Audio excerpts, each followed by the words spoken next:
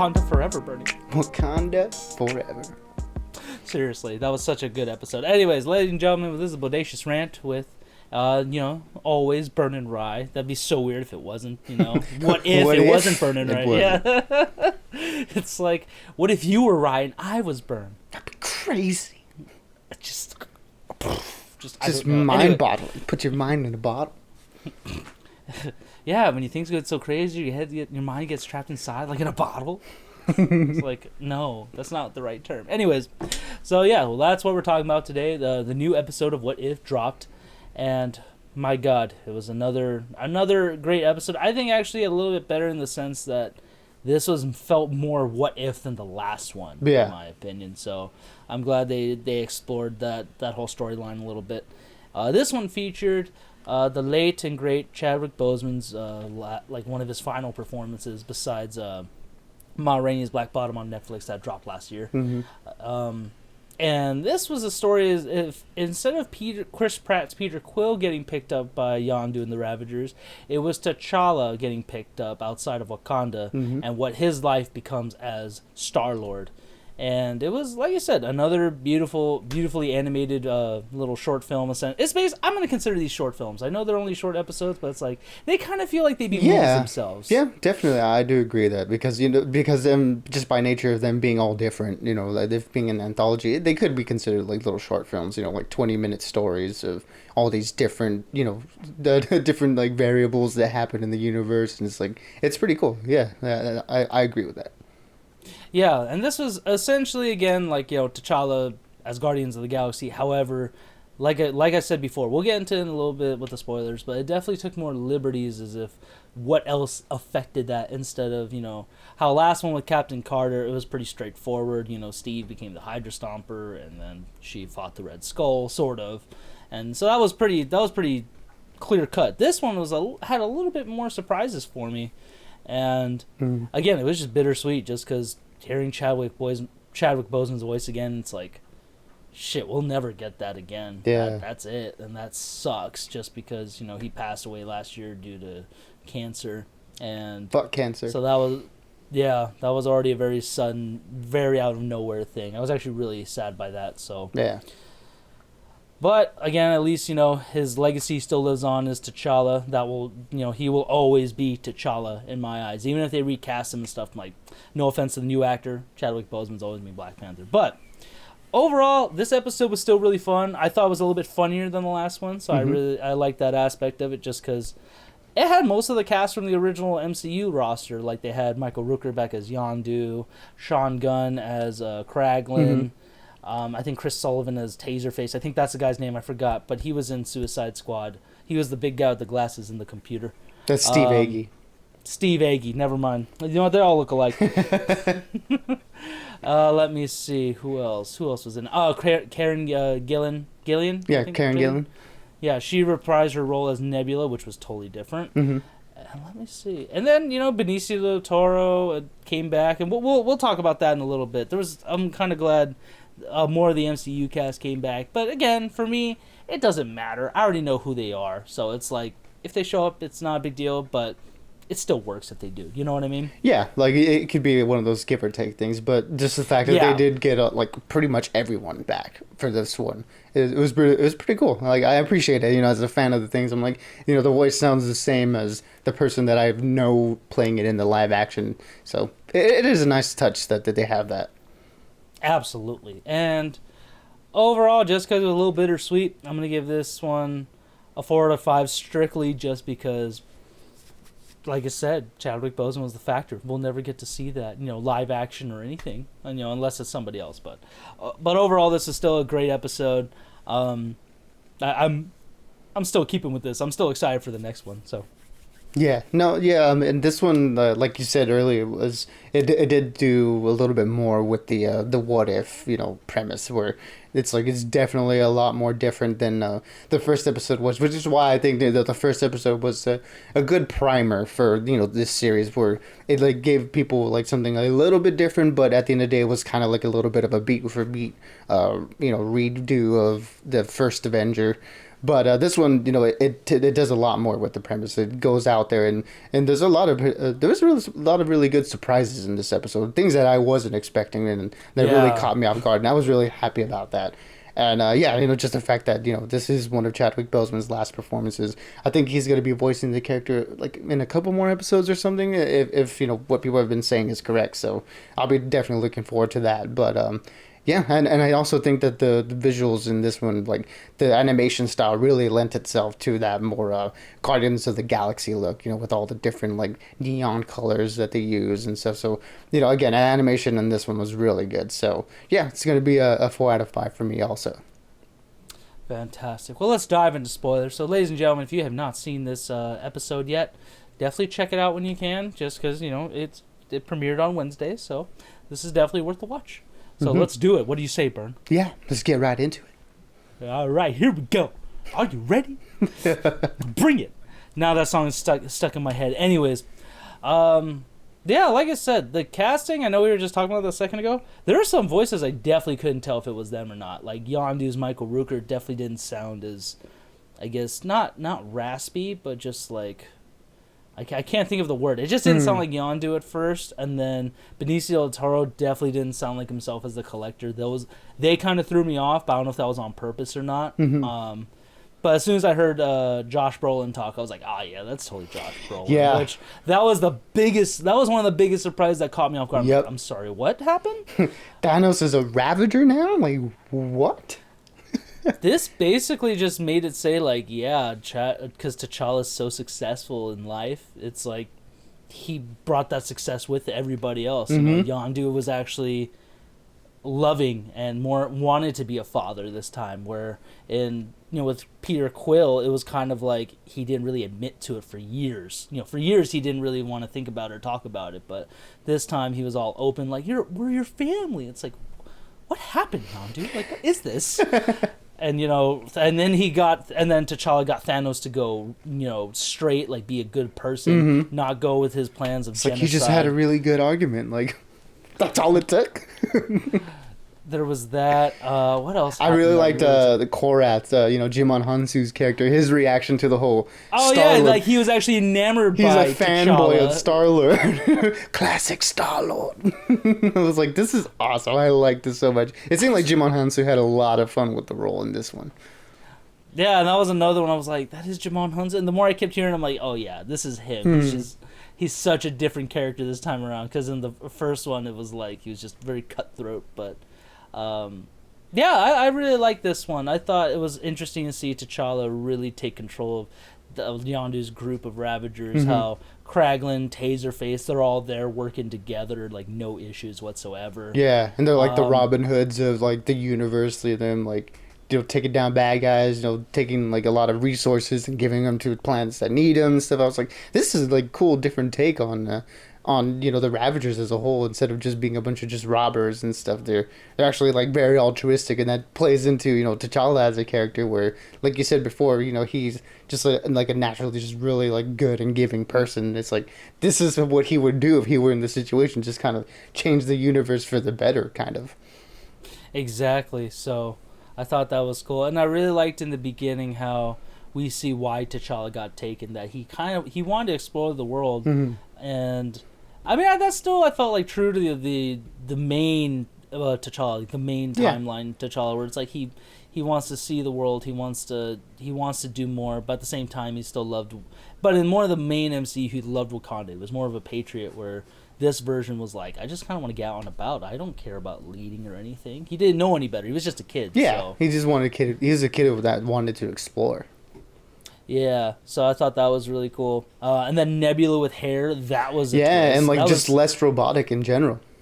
That was so off-putting, but I'm like, it worked. It weirdly worked. The blonde hair, very.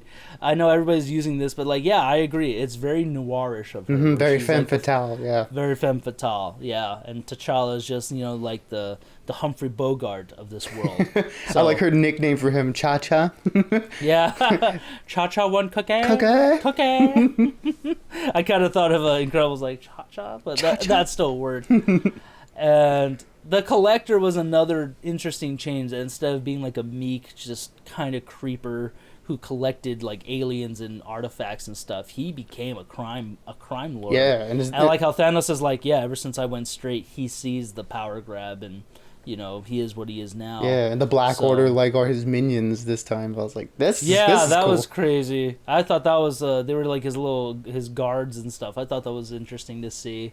And then the action was still on point. Oh, yeah. I really loved. I liked when T'Challa and Yondu are fighting off the Collector, just kind of going at him. Mm-hmm. Oh, that was so messed up though. When he's like, "Oh yeah, I took this arm off." Like when he punches T'Challa when he's trying to escape the nowhere, and he's like, "Oh, I took this arm off of a really talkative Cronin." I was like, "Oh, like Korg, you killed Korg." Yeah, and like the stuff he had like the cap shield, and then he had a Hela's like headdress thing. I thought that was really cool.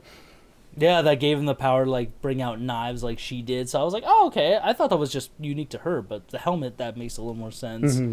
And what else did I like about it? I still liked Seth Green's character when he came back as Howard. Howard the Duck. Yeah, I wanted to see more of him. I was like, I liked him better in this one than I have in the other movies, just because, I mean, he hasn't really played a part in the other movies, so that's probably why. Like, we got to see him talk a little bit more, be a little more cheeky about stuff, especially when he was trying to give him directions to find the embers or something.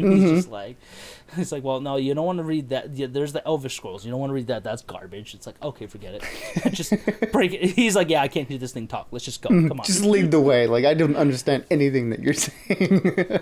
Pretty much. And like I said, the comedy I felt like hit a little bit better this time around. 'Cause, I mean, the first one wasn't supposed to be like super funny, but I thought the like just Korath being a fanboy, and just the Ravagers being still a group of idiots. I think it all worked really well for me. And everybody kept saying that's genocide. They kept saying to Thanos, "That's genocide." It's like, no, it'd be at random, so it's fine. It's like he doesn't get it. Yeah, like he still likes the idea. You can tell.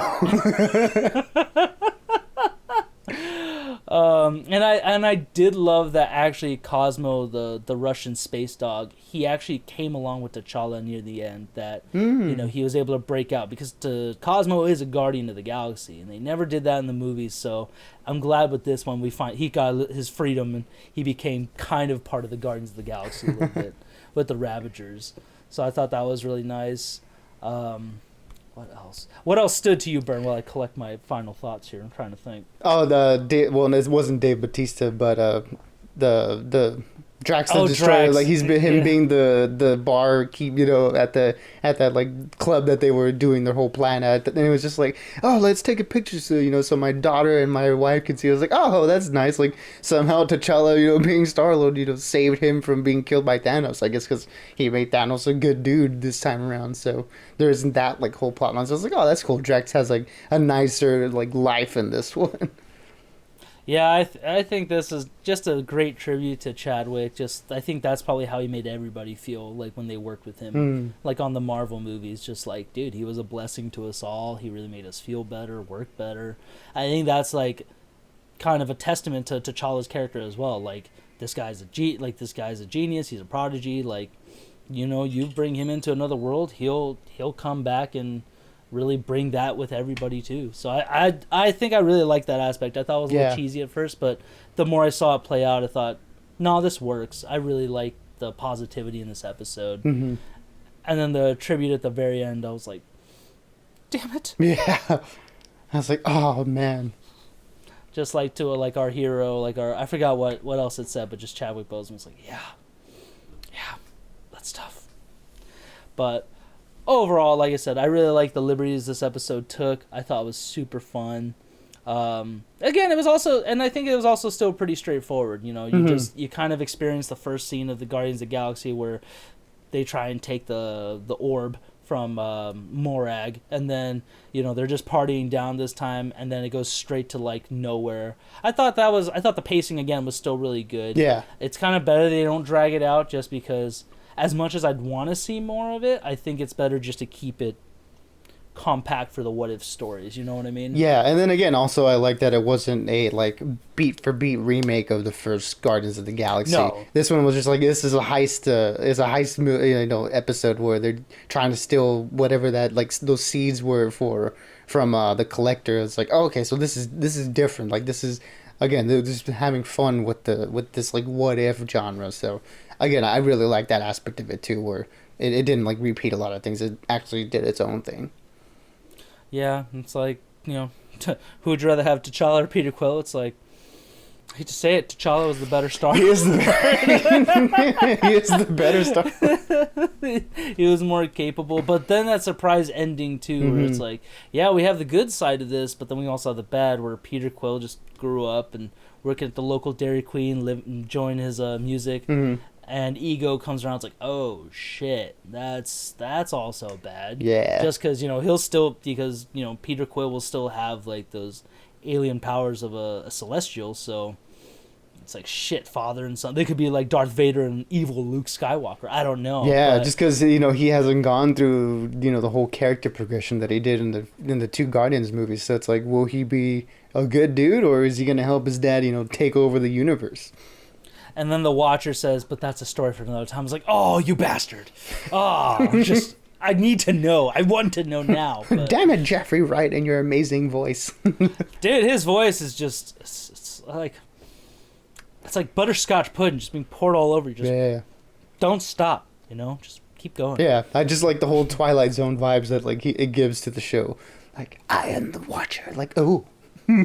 He's like our generation's Morgan Freeman almost. Not as brilliant, but that same tone where it's like so calming and so explorative. I don't know. Maybe I love Jeffrey Wright. I don't know. Everybody should. He's great. Yeah, he is great. He's gonna be Commissioner Gordon, the Batman, or just Jim Gordon. So I'm excited for that. But anything else, Bern? Anything caught your eye in this episode that you want to share with the rest of the class? Not my eye, but my ears. I did like that they brought back a lot of the motifs from the Black Panther soundtrack. Yeah, I like the little scores they pitched in here. I was like, okay, cool. It still feels like Black Panther. I thought that was really nice. Yeah, so I mean, I love that score. So hearing that again, like the little parts of it, like appeared throughout the episode, I really enjoyed that part. Yeah, and then this episode just made me think, before we finish up, both of these episodes really made me think I kind of wouldn't mind seeing these in live action done as well. Yeah. Again, I know Multiverse of Madness, and going forward, we are supposed to see more of these multiversal characters come about.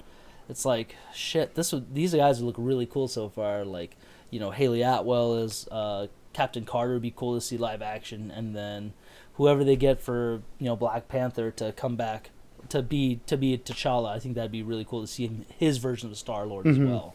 Yeah, I guess that would kind of be like a good way to do it, where you could cast a different actor, and it isn't the T'Challa we know; it's the Star-Lord T'Challa. So I could see that opening up like a good way to bring that character into the mainline universe. But we'll see. We will definitely have to see. Until next time, guys. Like I said, let us know if you've seen this episode. Whether you liked it, maybe you thought it could have been better in some ways. Did you cry when you saw the thing to Chadwick Boseman? I know I did, so it's okay to admit it. Let's just let it out, But until next time, everybody stay bodacious, keep on ranting, and above all, right now, stay safe. And much love to everybody. Bern, I'll talk to you later, my dude.